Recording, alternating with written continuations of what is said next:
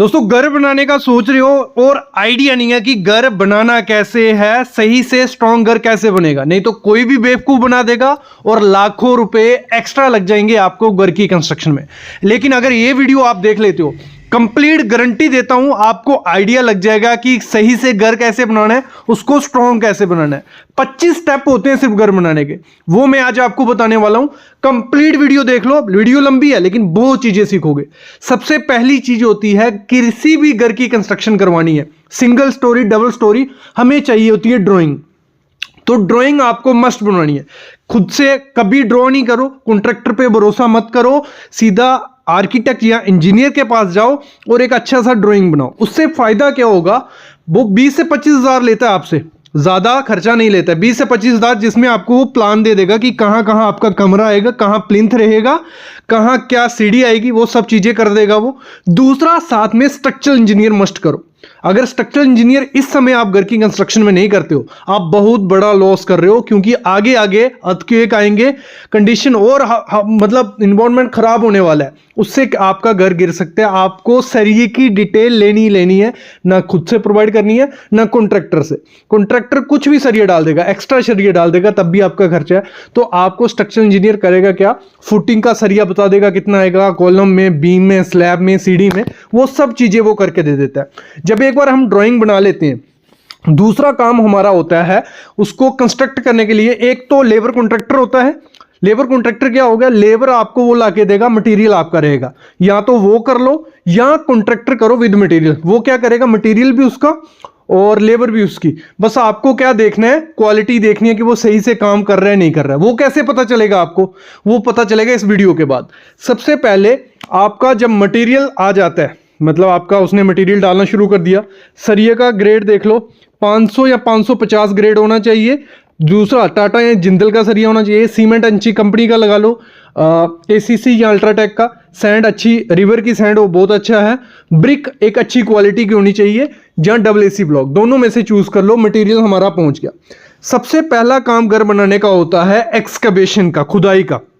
खुदाई दो तरीके से की जाती है, एक जेसीबी से या मैनुअल लेबर लगा के। तो जेसीबी से करवाते हो तो जल्दी हो जाता है, अच्छे से हो जाएगा। मतलब एक दिन में आपकी अगर 10 से 12 फुटिंग या 15 फुटिंग है, वो एक दिन में करके चला जाएगा। वैसे लेबर उसको 4 से 5 दिन लगाएगी। तो जेसीबी से करवाओ, सस्ता भी होता है, और साथ ही साथ जब जेसीबी से करवा देते हो फिर उसको मैन्युअली भी करवाना है, ठीक है। एक्सकवेशन से पहले एक काम होता है, वो काफी लोग नहीं करते, कॉन्ट्रैक्टर पे छोड़ देते हैं, वो होता है लेआउट, चूना मारना। चूना अच्छे से मरवाना है, जिससे आप अपनी ड्राइंग बनाओगे उसी को बोले कि चूना अच्छे से मारे, कहां कहां फुटिंग आ रही है। नहीं तो होता क्या है, हम कॉन्ट्रैक्टर हमारा मार देते हैं, उसको ड्राइंग का इतना आइडिया नहीं होता है, तो हमारी कॉलम कहीं होता है, फुटिंग कहां ही होती है। जैसे सामने देख रहे हो, ये वैसी ही गड़बड़ है कि खुदाई कहीं की है, कॉलम कहीं आ रहा है। तो ये चीज भी ध्यान रखनी है। और साथ ही साथ जब ड्राइंग तो हमने बनाई है, लेकिन डेप्थ उसको भी नहीं पता होता है कि पत्थर कितनी डेप्थ में है। तो आपको तब तक डेप्थ तक खुदाई करनी है जब तक हार्ड स्टार्टर नहीं आ जाता, पत्थर नहीं आ जाता। तो पत्थर तक करनी है, भले वो 6 फुट चला जाए, 7 फुट चला जाए, ठीक है। ये चीज है, क्योंकि अगर हमारे पांव अच्छे होंगे, मतलब फाउंडेशन अच्छी होगी, हमारा पूरा घर, हमारा पूरा शरीर अच्छा होगा। जब हमारा ये काम हो जाता है, उसके बाद होती है फुटिंग की पीसीसी।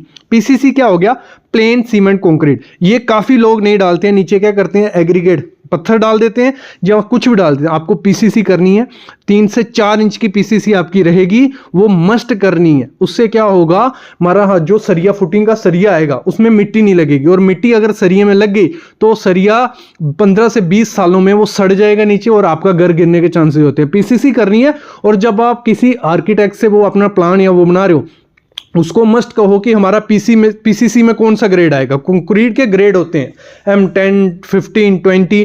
तो पीसीसी में M10 या 15 डालना है, तो उसकी रेशियो आपको उससे लिखवा लेनी है। फिर हम बात करते हैं, जब भी फुटिंग देनी है आपको, तो ट्रेपेजोइडल दो। मोस्टली चांसेस होते हैं ट्रेपेजोइडल फुटिंग बैठती नहीं है आपके घर में। तो अब ट्रेपेजोइडल फुटिंग कैसी होती है, सामने जैसे फुटिंग देख रहे हो, इस तरीके की फुटिंग दोगे तो अच्छे से वो रहता है। जब हमारी फुटिंग हो जाती है, उसके बाद जो हमारी मिट्टी होती है उसमें फिल करनी होती है, हमारी खुदाई की होती है हमने 6 से 7 फुट। उसमें कभी भी पत्थर वाली मिट्टी कभी फिल मत करो। जो पत्थर जो मिट्टी उसमें से निकाली होती है, उस मिट्टी को कभी भी आपको फिल नहीं करना है, क्योंकि उसमें पत्थर होते हैं। जब आप फिल करते हो तो गैप बच जाता है, तो वो दिक्कत आती है। आपको मूरम लानी है, मोरम क्या होगी, ऐसे मतलब छोटे छोटे पत्थर और मिट्टी मिक्स होती है, उस मिट्टी को कंपैक्शन अच्छी होती है, वो अच्छे से बैठ जाती है।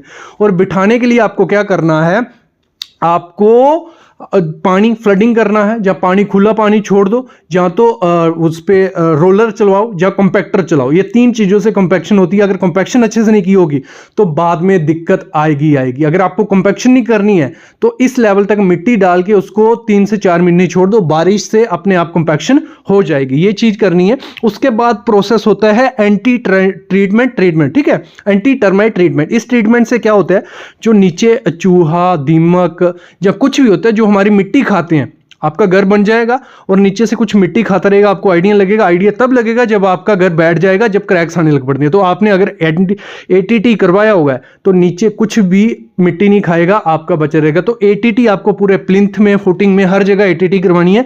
ज्यादा खर्चा इसमें नहीं आता है, 4 से 5 हजार रुपया लगता है, लेकिन आपका घर सुरक्षित होता है। जब आपका एटीटी हो जाता है उसके बाद आपको प्लिंथ बीम की हाइट बढ़ानी होती है रोड से।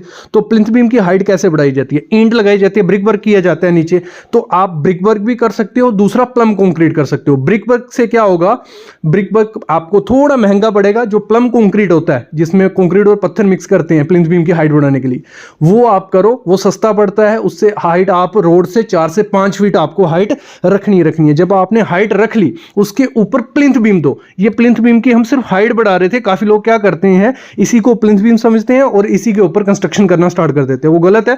प्लिंथ बीम मस्ट दोगे। प्लिंथ बीम दोगे, आपका घर क्या होगा, नीचे कभी नहीं बैठेगा, उसमें क्रैक आने के चांसेस और ज्यादा कम हो जाते हैं। तो प्लिंथ बीम में आपको प्रॉपर से सरिया देना है, वो भी हमारे आर्किटेक्ट या स्ट्रक्चर इंजीनियर ने डिजाइन किया होगा कि सरिया क्या आना चाहिए। इसीलिए मैं बोल रहा था आपको स्ट्रक्चरल इंजीनियर या आर्किटेक्ट मस्ट करना है। और ये नहीं है कि आर्किटेक्ट कोई भी उठा के डाल दो, जिसको एक्सपीरियंस हो उसका पुराना काम देखना है, वही आपको आर्किटेक्ट करना है। जब उसने प्लिंथ बीम आपका बना रहा है, वो प्लिंथ बीम कंप्लीट होने के बाद आपको जब उसकी शटरिंग होगी, शटरिंग प्रॉपर से देखनी है कि उसमें कहीं लीकेज तो नहीं हो रही। शटरिंग लीकेज का मतलब यह है कि आपका जो कंक्रीट होगा उसमें जो सीमेंट होगा वो पानी के साथ बाहर निकल जाता है।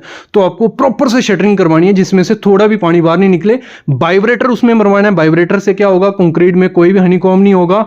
और साथ ही साथ जब आपका ये सब काम हो जाता है उसकी तराई करो 10 दिन उसको क्यूरिंग मारो, पानी मरवाओ।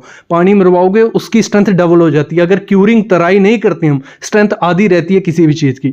जब हमारा प्लिंथ बीम हो जाता है, अगला स्टेप हमारा क्या होता है, डीपीसी करना। डीपीसी क्या होगी, डैम प्रूफ कोर्स। इससे क्या होगा, डीपीसी अगर हम करते हैं तो हमारे घर के जो 3-3 फीट तक आपने सीलन देखी होगी, वो सीलन आपके घर में नहीं आएगी। तो डीपीसी इस तरीके से करवानी है कि जहां तक हमारी मिट्टी फिलिंग हुई है, तो जो ब्रिक वर्क और मिट्टी के बीच आपका बहुत अंतर रहना चाहिए, मतलब 7 से 8 इंच अंतर रहना चाहिए। और डीपीसी मतलब आपको एक कंक्रीट की लेयर बिछानी होती है, 75 mm 3 इंच की लेयर बिछाओ।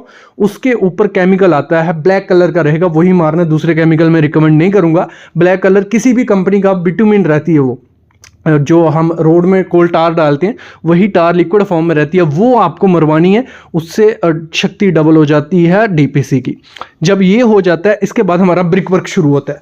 तो ब्रिक वर्क भी कर सकते हो और कॉलम भी कर सकते हो। 2 तरीके होते हैं। देखो कुछ लोग क्या करते हैं, कॉलम खड़े कर देते हैं फिर जुड़ाई का काम, ब्रिक वर्क का काम करते हैं। वैसे भी कर सकते हो, साथ में ब्रिक वर्क साथ में कॉलम चल रहा होता है, वैसे भी कर सकते हो। दोनों अच्छे ऑप्शन है। कोई रेजिडेंशियल घर में इतनी दिक्कत नहीं आती। जो मल्टी स्टोरी बिल्डिंग रहती है उनमें यही होता है कि कॉलम पहले फिर ब्रिक वर्क। तो इसमें दोनों कर सकते हो, कोई दिक्कत नहीं। कुछ चीजें ध्यान रखनी पड़ती हैं, वो आप रख के चल सकते हो। तो ठीक है, हमारी ब्रिक वर्क स्टार्ट हो गई। ब्रिक वर्क को करते टाइम आपको क्या करना है, जैसे ही आपकी सिल लेवल तक ब्रिक वर्क होती है, मतलब कुछ 3 फीट आपकी ब्रिक वर्क होगी, आपके विंडो के नीचे नीचे जब तक ब्रिक वर्क होती है, उसके बाद हमें करना पड़ता है कंक्रीट बैंड प्रोवाइड करना। जो लोग नहीं करते, कॉन्ट्रैक्टर भी नहीं करते हैं, आपको उसको बोलना है कि कंक्रीट बैंड मस्ट प्रोवाइड करो। अभी कंक्रीट बैंड क्या हो गया, ये 4 इंच का पूरे घर में 3 फीट पे सिल लेवल पे विंडो के नीचे हम क्या करते हैं, कंक्रीट का 4 इंच का बैंड, उसमें 2 12 का सरिया और स्टीरअप 8 का, इस तरीके से पूरे घर में प्रोवाइड करते हैं। इससे क्या होता है, जो हमारे क्रैक आते हैं घर में विंडो के नीचे, जहां बाई चांस नीचे सेटलमेंट होती है, हमारे घर में मिट्टी नीचे बैठती है, तो आपके घर के क्रैक्स 3 फीट तक ही रहेंगे, ऊपर नहीं जाएंगे। तो आपका घर और सुरक्षित हो गया। तो कंक्रीट बैंड आपको मस्ट प्रोवाइड करना ही करना है। जैसे हमारी ब्रिक वर्क ऊपर बढ़ता जाता है, ब्रिक वर्क के टाइम भी आपको ध्यान देना है कि जो मोटार वो यूज कर रहा है वो प्रॉपर रेशियो है नहीं, क्योंकि हमने वो आर्किटेक्ट से लिखवाई होनी चाहिए 1:4 या 1:5 या 1:6, ये इनमें से कोई चूज करनी है आपको। 1:5 मोटार अच्छे से हो रही है, क्यूरिंग अच्छे से हो रही है, और जो जो मैं प्रोसेस स्टेप बता रहा हूं उस पे एक एक स्टेप पे 10-10 वीडियो चैनल पे, वो अलग से आप देख सकते हो जाके, ठीक है। तो हमारा ब्रिक वर्क चल रहा है, क्यूरिंग चल रही है। उसके बाद से ऐसे ही हम 7 फुट पे पहुंचते हैं, दरवाजों के ऊपर, विंडो के ऊपर, वहां हमें लिंटल बीम देना होता है। लिंटल बीम क्या हो गया, जैसे हमारा प्लिंथ बीम रहता है वैसे एक लिंटल बीम रहता है, 7 फुट पे देते हैं, जो हमारे घर को पकड़ के रखता है, जो कॉलम के बीचों बीच जाता है, हमारा घर एक दूसरे से पकड़ा रहेगा। अगर अर्थक्वेक आता है तो हमारा लिंटल बीम जो होगा कॉलम को हिलने नहीं देगा। तो ये काम होता है लिंटल बीम का, नीचे प्लिंथ बीम पकड़ेगा, ऊपर लिंटल बीम पकड़ेगा। तो लिंटल बीम आप दोगे, आपके क्रैक नीचे से ऊपर नहीं जाते हैं और आपके घर को पकड़ के रखते हैं। तो वो भी हमें डिजाइन करके दिया होगा किसी आर्किटेक्ट या सिविल इंजीनियर ने, कि उसमें हमें कितना सरिया डालना है और कितना साइज रखना है। तो ये मस्ट होता है कि आप करवाओ, ठीक है। लिंटल बीम हमने दे दिया। उसके बाद हमारी ब्रिक वर्क हुई, 10 फुट तक हम पहुंचे, तो हमारा स्लैब की शटरिंग शुरू हो जाएगी। स्लैब की शटरिंग के दौरान हमें बीम प्रोवाइड करने हैं। बीम हमने आर्किटेक्ट ने बताया होगा क्या बीम आएगा। कॉन्ट्रैक्टर पे कभी भरोसा नहीं करो, उसको आइडिया नहीं है स्टील का, उसको काम का आइडिया है कि कैसे कैसे लेबर से काम करवाना है, कैसे प्रोसेस है, लेकिन उसको सरिये या साइज का आइडिया नहीं होता, उस पर भरोसा नहीं करना है। आपको किसी इंजीनियर या आर्किटेक्ट को हायर करना है जो एक्यूरेट इसकी स्टडी की होती है कि कितना करना है, ठीक है। जब स्लैब की शटरिंग करनी है इस तरीके से करनी है कि उसमें कोई गैप नहीं हो। और कंक्रीट जब हम डालने हैं स्लैब में 5 से 6 इंच का कंक्रीट डालना है, और कंक्रीट हमारा नीचे लीकेज नहीं होनी चाहिए। दूसरा, वाइब्रेटर हमने कंक्रीट करते टाइम करना है, स्लोप प्रॉपर रखनी है, ग्रेड हमें मेंशन होना चाहिए कि M25 या 20 डालना है, वो ध्यान आपको रखना है, और आपको अच्छे से आपकी स्लैब हो जाएगी। जैसे ही आपकी स्लैब कंप्लीट होती है, स्लैब के बाद हमें क्या करना है, क्यूरिंग करनी है, तराई करनी है। उसको 10 से 12 दिन तराई करनी है। उससे क्या होता है, कंक्रीट की स्ट्रेंथ डबल होती है, आपका घर और स्ट्रांग बनता है। जैसे ही हमारी क्यूरिंग होती है, क्यूरिंग हो गई, उसके बाद हमें ऊपर 10 से 12 दिन के बाद हम पैरापेट वॉल कर सकते हैं। जो हमारी छत पे 4 दीवारी होगी, पैरापेट वॉल करेंगे अच्छे से। जो भी डिज़ाइन बनाना है आप बनवा सकते हो। जब वो कंप्लीट हो जाता है फिर हम नीचे आ जाते हैं, हमें प्लास्टर करना होता है। प्लास्टर से पहले आपको क्या करना पड़ेगा, जो भी आपकी कंडक्ट पाइप आती हैं, मतलब आपको बिजली की तारें घुमानी है सारे घर में, तो उसके लिए जरी की जाती है। जो जरी करनी है प्रॉपर से, आपको अच्छी सी कंडक्ट पाइप, अच्छी कंपनी, एंकर कंपनी की लगाओ या किसी कंपनी की, वो आपको पूरे घर में दौड़ा देनी है। प्रॉपर से प्लानिंग करनी है। जब आप अपना नक्शा बनवा रहे होते हैं उसमें भी ये प्लम्बिंग और इलेक्ट्रिक का प्लानिंग कर सकते हैं कि कहाँ कहाँ पाइप्स जानी है, तो उसके अलग एक्स्ट्रा चार्जेस होते हैं, वो भी करवा सकते हो। जब आपने प्लम्बिंग की और इलेक्ट्रिक की पाइप पूरे घर में घुमा ली, फिर उसके बाद उसको बंद कर दिया जाता है। उसके ऊपर आपको लगानी है चिकन मैश। अभी काफ़ी लोग नहीं लगवाते हैं और आपके घर में क्रैक आ जाते हैं। तो चिकन मैश किस तरीके से लगानी है, जैसे आप सामने देख रहे हो, जहां जहां हमारी वायर गुमी होती है, मतलब पाइप गुमी होती है, उसके ऊपर चिकन मैश लगाएंगे, फिर अच्छे से प्लास्टर घूमता है। और साथ ही साथ चिकन मैश आपको वहां लगानी है जहां हमारे ब्रिक वर्क और कॉलम का जॉइंट होता है। तो वहां चिकन मैश लगाने से हमारा क्या होता है, क्रैक नहीं आता। तो चिकन मैश मस्ट आपको लगवानी है। जैसे ही मुर्गा जाली आप लगाते हो उसके बाद हम प्लास्टर कर सकते हैं। प्लास्टर आपको क्या करना है, 12 mm से मोटा ज़्यादा नहीं करना है। तो प्रॉपर क्या करना है, 12 से 15 mm प्लास्टर आपको पूरे घर में करना है। और जब प्लास्टर करोगे 10 दिन उसकी तराई करनी है। जब आपने प्लास्टर कर लिया, तराई कर ली, उसके बाद हमारे जो डोर के फ्रेम आप बाद में लगवा सकते हो, ठीक है। डोर के फ्रेम लगे, डोर के फ्रेम के साथ हमें डोर लगाना है। डोर आप क्या करो, जो बने बनाए डोर आते हैं वो लगाओगे, सस्ते पड़ते हैं वो। अच्छा, आपको 6 से 7 हज़ार रुपये में डोर मिल जाएगा, वो डोर हमने लगवा दिए। उसके बाद विंडो हमें लगवानी है, तो आप एल्युमिनियम की विंडो अगर लगवाते हो वो हमें अच्छे रेट में सस्ती पड़ जाती है, तो आपको एल्युमिनियम की विंडो आपने लगवा दी। उसके बाद फॉल सीलिंग करवा सकते हो। फॉल सीलिंग करवानी है तो आप पीओपी या पीवीसी की फॉल सीलिंग करवा सकते हो।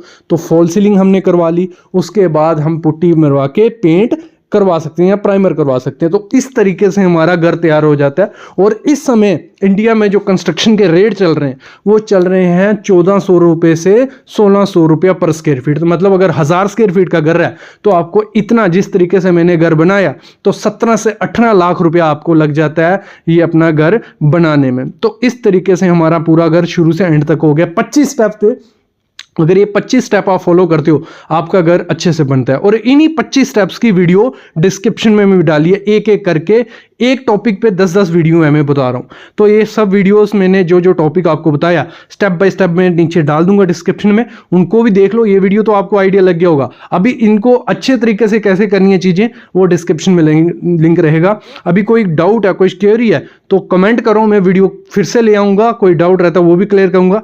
मैं लेता हूं अलविदा। Thank you guys.